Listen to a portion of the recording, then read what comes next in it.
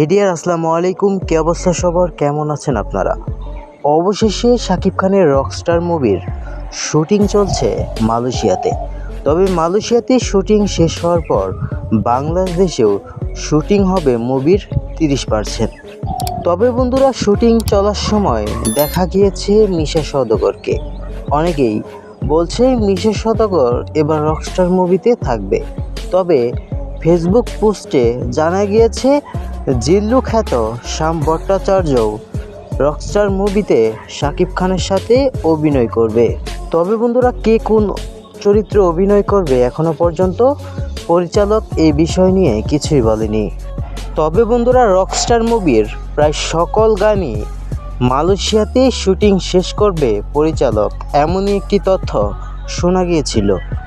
তো বন্ধুরা, রকস্টার মুভির সকল আপডেট জানতে চাইলে আমাদের চ্যানেলটি সাবস্ক্রাইব করবেন। সবাই ভালো থাকবেন, সুস্থ থাকবেন।